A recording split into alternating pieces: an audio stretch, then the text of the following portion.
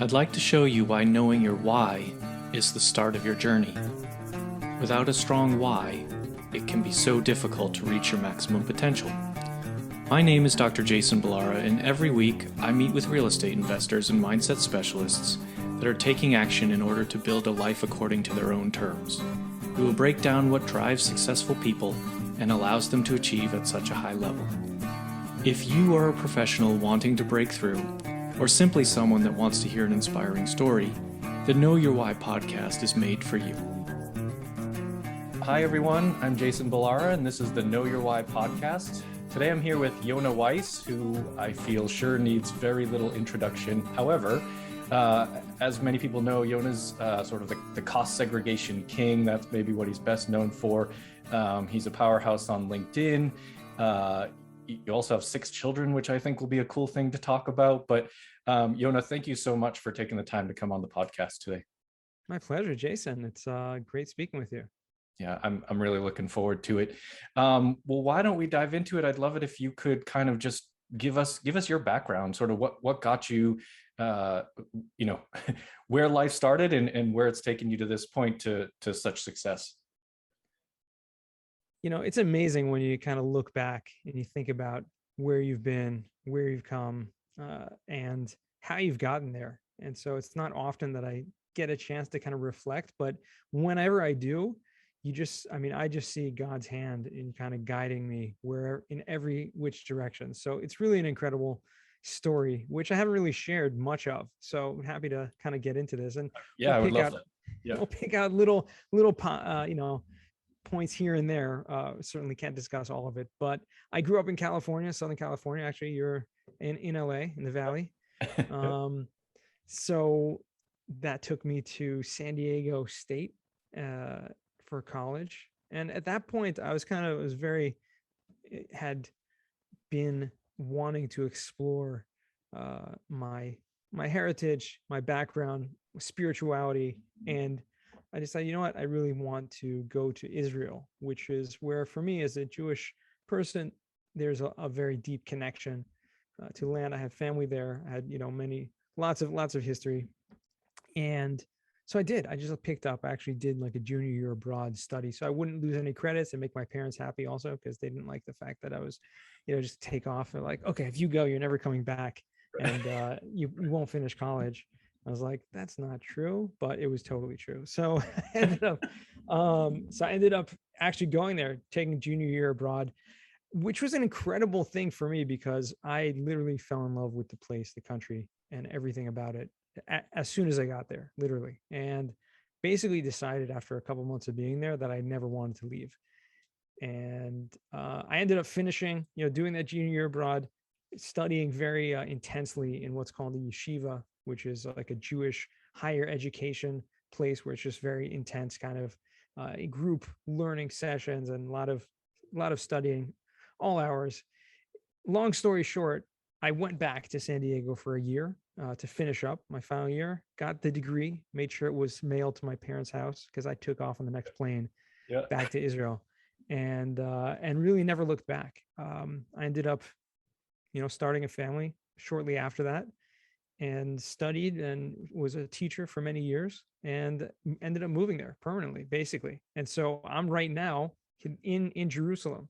I work remotely. Okay. And so I was doing the remote work. We'll get to that kind of skipping forward, but I was doing the remote work remotely before it was cool, before the COVID thing happened, and everyone was like, oh, we got to work remotely. Like, yeah, I've been doing that for years. But that being said, it really had a very, very intense kind of spiritual journey that took me to spending, years and years very close to a famous rabbi, like a very scholarly person who was my mentor, basically like a father figure to me, and helped tremendous ways that I can't even begin to describe. Without getting into all the depth of that, and we're just doing the overview, feel free to ask questions as we come. But at a certain point, about 5-6 years ago, I had a big family, 6 kids at that point. And, my 6th was just, was born. And I was like, okay, teacher salary, not doing well for me. Got to figure something else out.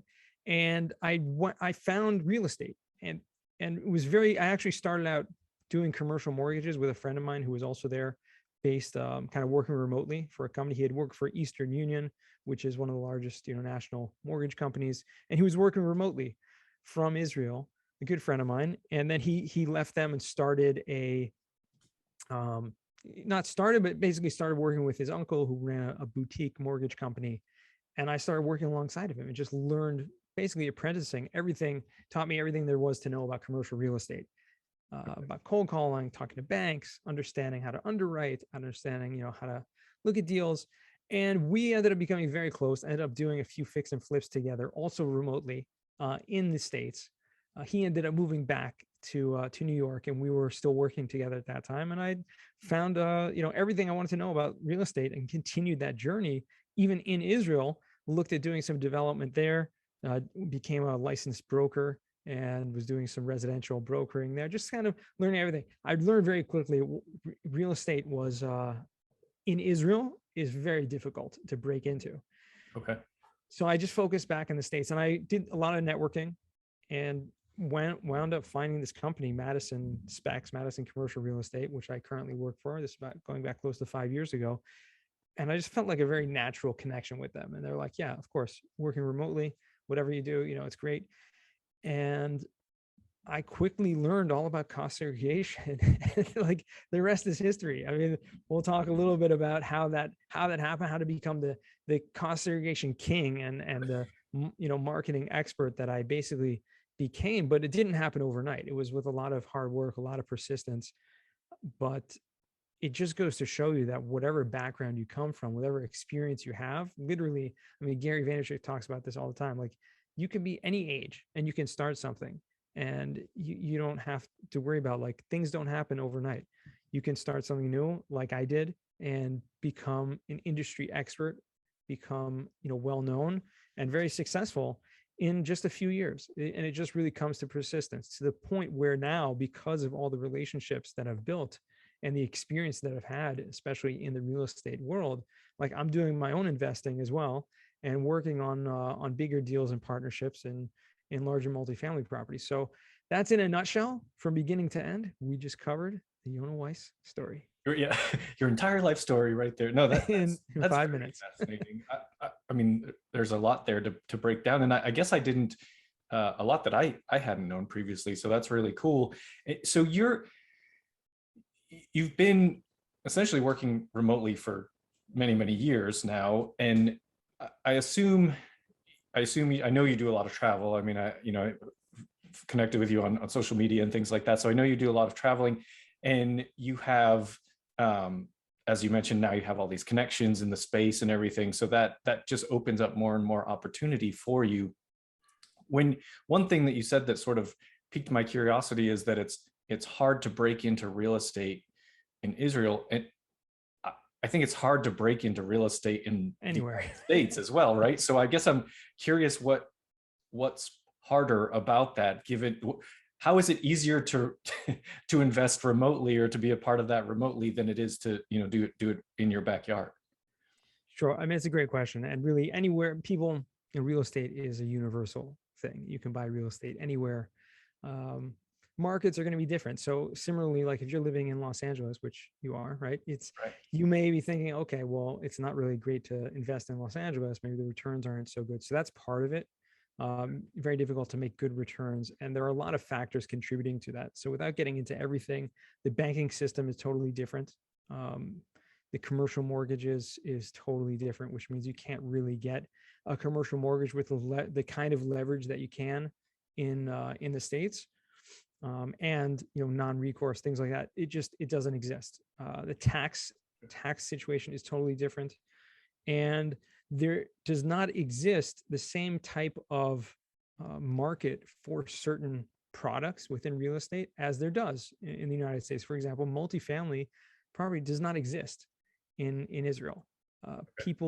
There may be some people that own, like, very few and far between people that own, like, apartment buildings, but it's very uncommon because usually each individual unit is sub-parceled and has its own parcel. And typically speaking, it's similar to like condominiums. So most people own like condos as rentals. They'll call them apartments, but it's essentially the same thing. And so the only real way, I mean, after about a year or so, year and a half of like trying to break into it, and like literally, this is a story I haven't really told that any time, but I found an amazing partner. A guy who was a broker, young guy, really, really smart, quick on his feet, made a lot of money as a residential broker, like over the period of like 18 months, and made incredible connections. We connected really, really fast. And I started working with him, just learning the brokerage side of things, and ended up, we're like, okay, we came across like this really commercial development deal. We're like, well, let's try to do it. Let's try to figure it out. Let's on our own, right? And we broke our heads and literally started working and trying to broker commercial development deals, like land and things that were had already pre-zoned, all these kind of things. Long story short, we ended up almost buying, like going under contract and almost buying a development project on a couple occasions. Both of them, thank God, fell out because there were a lot of things in there that, I mean, you need really good lawyers to understand all the contracts. I mean, as you can imagine, in any deal, you need good lawyers to review the contracts, especially development. But there's just some things in there that were just like, did you realize what it says over here? Like, you're going to lose all your money if you don't fulfill like X, Y, and Z. Like, no, that was not stipulated in the discussions and the negotiations, and they just kind of stick it in there in the contract. But I literally ended up spending a good amount of time reaching out to all of the like largest real estate and development companies in the country, and had meetings with like the CEOs and CFOs of some of the largest companies in the country. So I was like traveling back and forth to Tel Aviv, it was fascinating to me, going up for the first time and going these like skyscrapers, and having these meetings with these $1 billion companies. And they're like, yeah, just taking us in and like, meeting with these people. So that to me was incredible. And it kind of taught me that, you can do anything. Like, you can pick up the phone and get through to anyone if you really want to, and you're persistent, and you have so I learned a lot from that experience. But I also learned that the only real way to make money is in ground up development. And so therefore that took way too long, and too much was at stake to risk that. And so I just kind of feel, okay, the big people, they're making a lot of money, and the small people aren't, no one else really, it's hard to get in, which is fascinating because a lot of Israelis, there's a lot of money in Israel, and a lot of Israelis invest in the United States, and buy properties. I mean, all over the place. So it's really interesting. So I kind of learned that. And so it's hard to break, like you said, it's hard to break into real estate everywhere. But when you kind of look at the local situation and take the time to understand differences, you just go with what's easier, and what probably maybe not necessarily what's easier, but what I guess what's best for your situation. For me, that was not to stay focused there, but to actually branch out and do it remotely.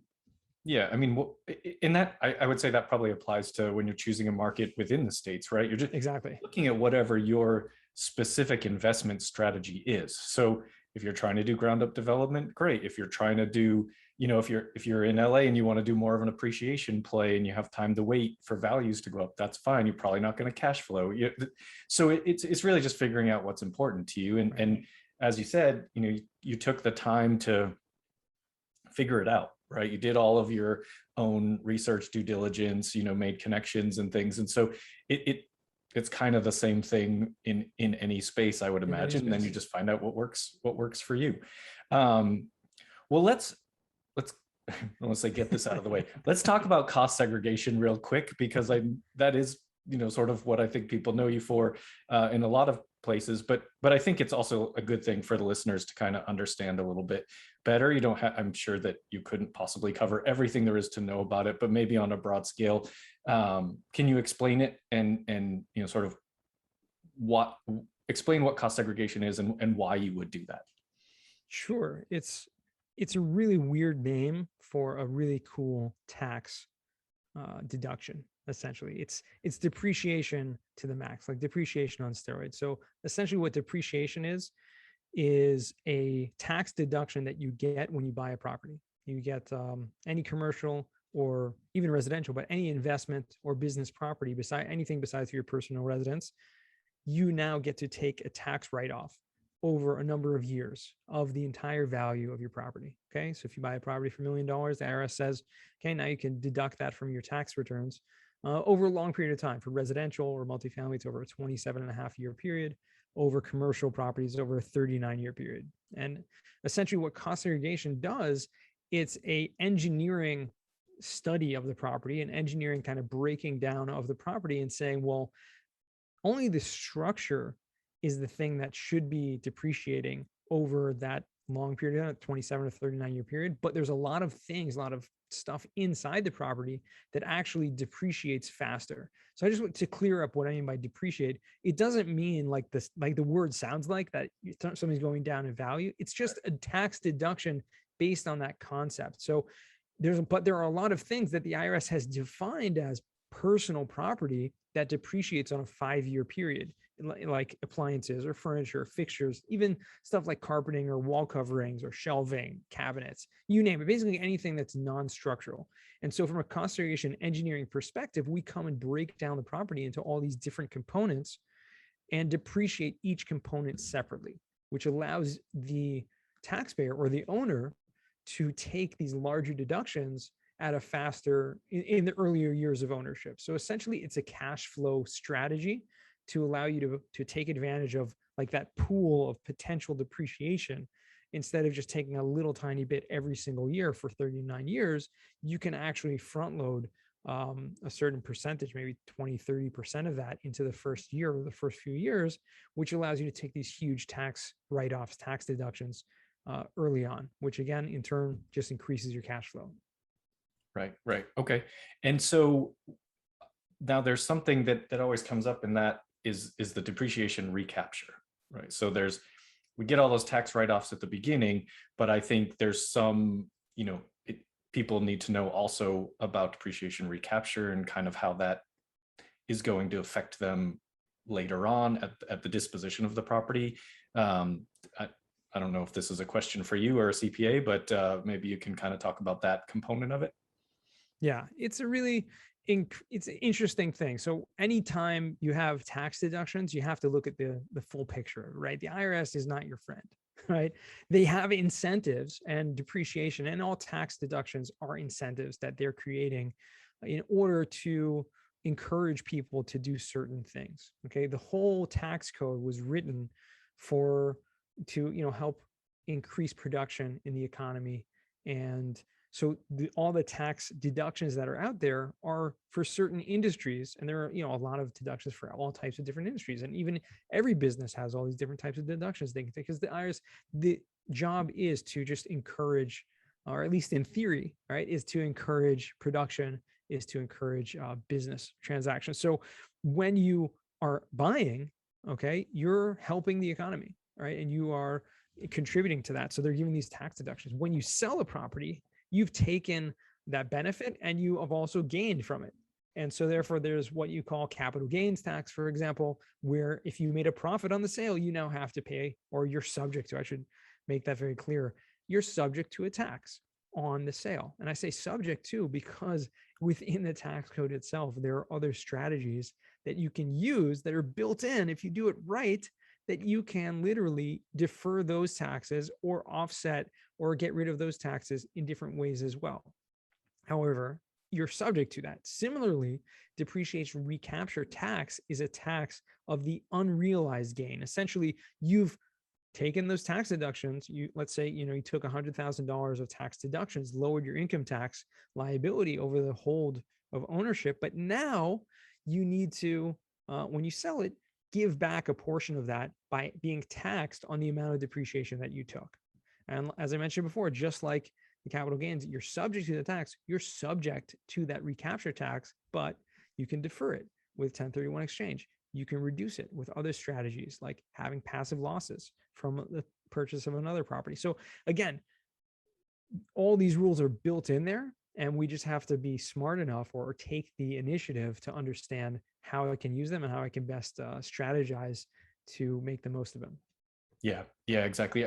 That's a great description. And I think it's the point about, you're subject to that tax, but there are other ways to kind of I don't know that you can avoid it forever, but you there are ways to further reduce or further defer. Like you said, 1031 exchange is one of them. So Exactly. lots of ways around that. So great.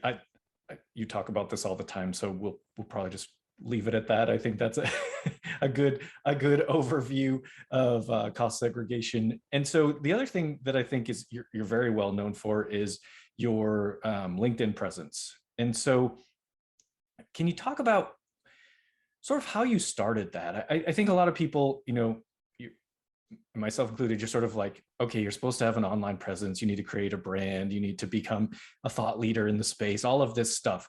But it's a little bit overwhelming to think about, okay, where do you start that process? Like, how do you Yeah. first, like, okay, I see you and I'm like, I don't even know how to get to that. You know what I mean? It's just like, I assume you had a strategy sort of going into it and kind of built that up over time. You know, I didn't have a strategy going in, but it did build up over time. It really, I didn't know the first thing about social media when basically when I started working for Madison like 4 or 5 years ago.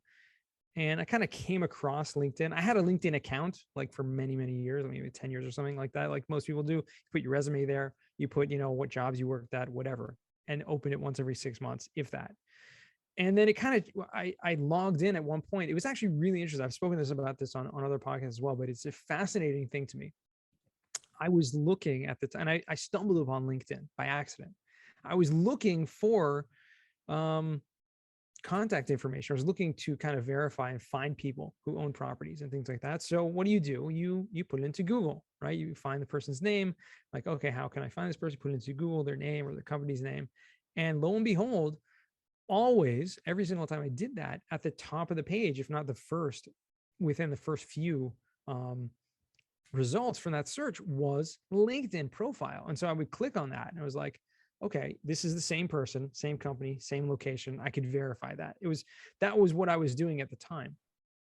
But since I logged in there, I was like, okay, let's check this out. And I kept seeing at that time, it was like the first time I'd ever seen that, like people posting videos of themselves, like talking, giving inspirational things. Well, I came across Gary Vaynerchuk for the first time over there, and people sharing original content. It wasn't just like articles, third-party articles. It was like people actually asking and engaging questions and things like that. I was like, wow, this is really interesting. I can do that too. Let me try it. And I came across something at the time called the 30-day challenge. There was a couple guys who were into marketing. They owned marketing companies, et cetera. And they were like, you have to post on LinkedIn for 30 days straight and we'll give you some ideas for content, et cetera. And I was like, okay, interesting. And I saw a guy who I knew who was doing this. I was like, he's like, I've never posted a video before, like everyone else, right? Right, This is my first thing. I was like, wow, that's okay. That's interesting. And I just started doing that. And as I was doing it, I was like, okay, I'm meeting more people. I'm networking.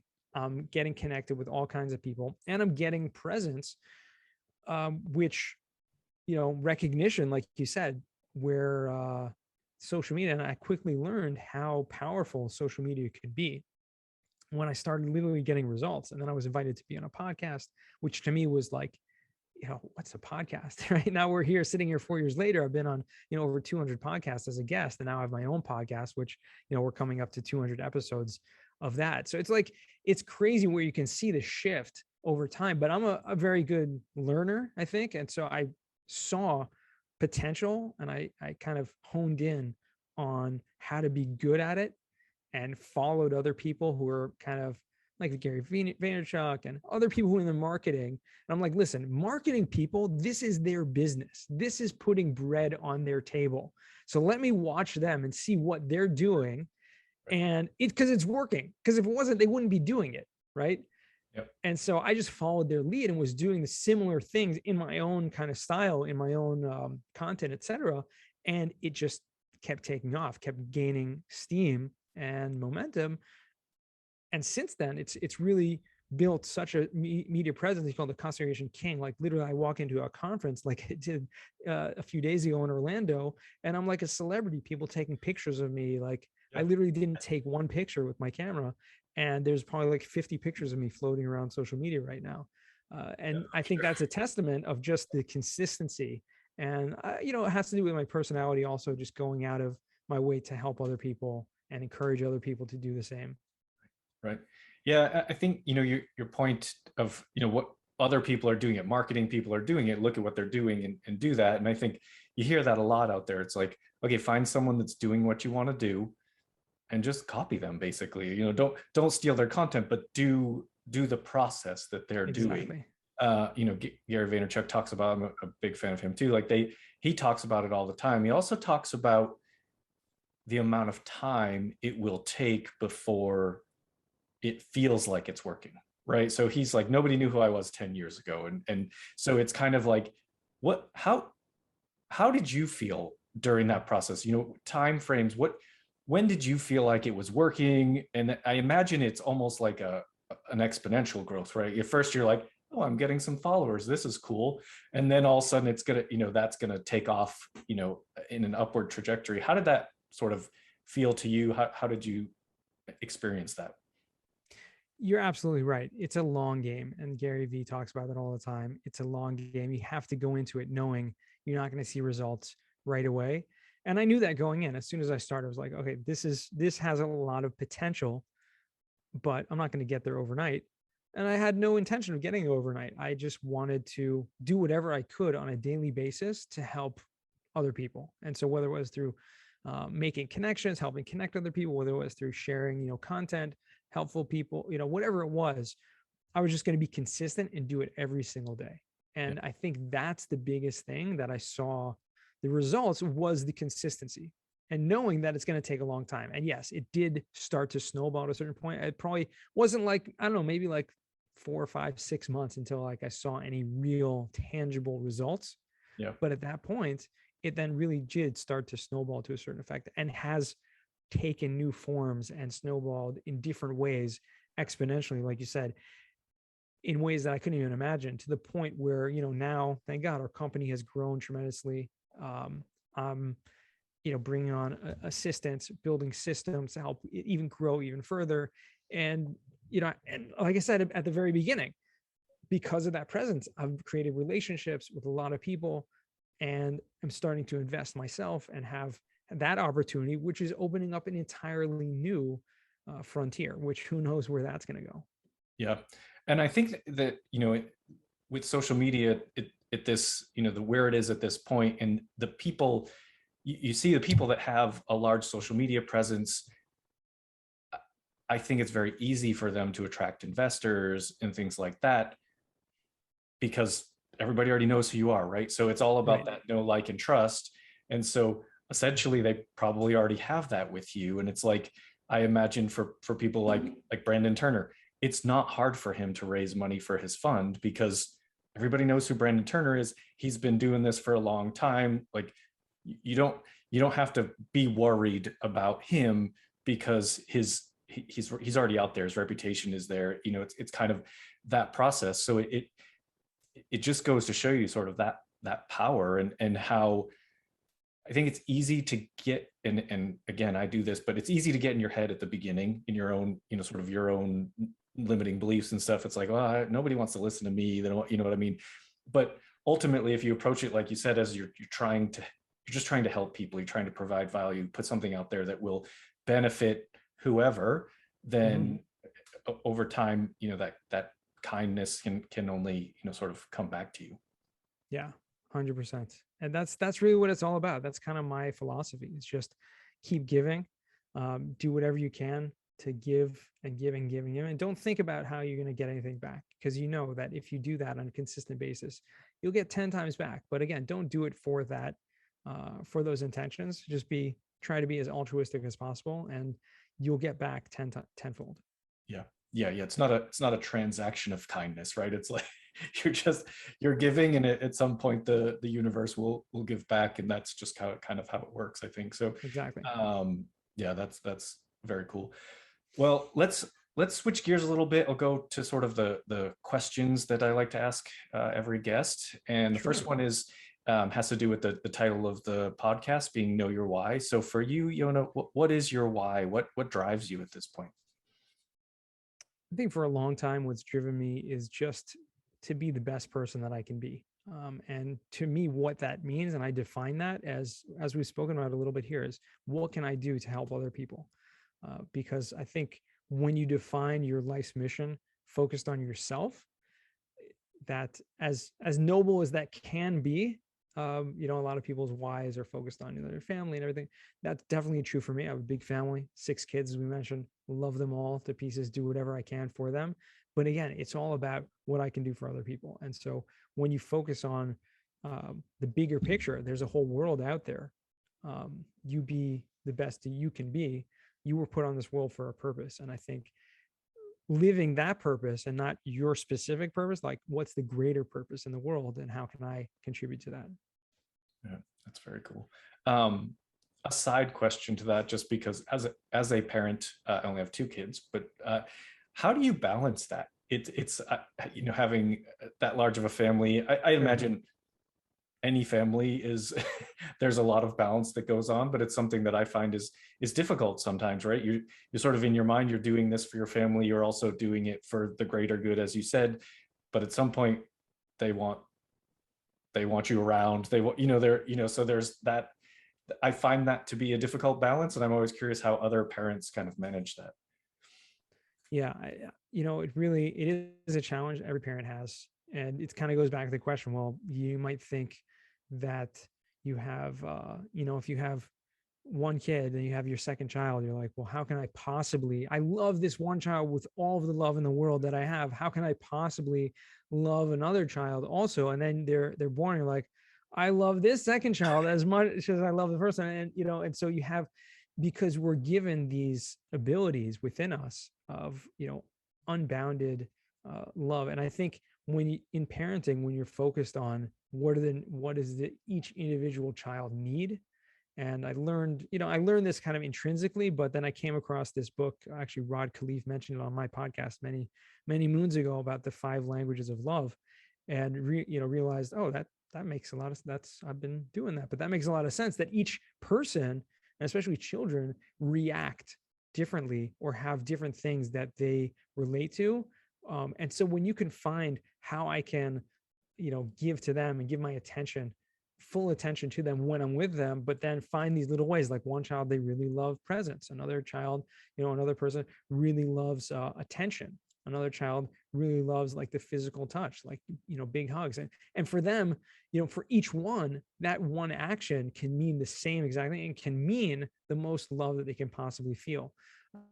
So getting in tune with that and just spending quality time, obviously you can't spend all the time in the world, but when the individual time is quality and your full attention is there, and like, no devices, anything like that when you're around them, or at least, not all the time. Obviously, I'm not saying you can't ever have that, but when you're spending quality time, make sure that time doesn't matter if it's a minute or 10 minutes or an hour, but they feel that you care and they feel like you're making them feel like the most important person in the world at that moment.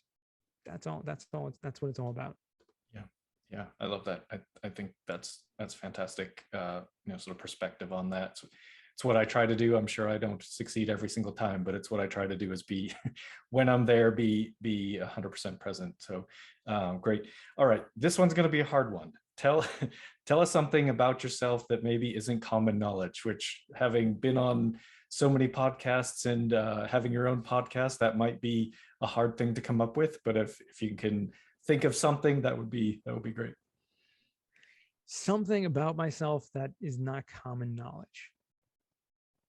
Yeah, there's probably a lot of things about that. But let's do this. I think I really enjoy ice skating. Really? Yeah. That is very cool. There you go. I did not see that coming at all, but yeah, that's very cool. I'm terrible at ice skating, but I think it's a very impressive when people are really good at it and just have control. I'm a essentially skate until I hit a wall sort of person. Hold on 1 second. Sure. Sorry.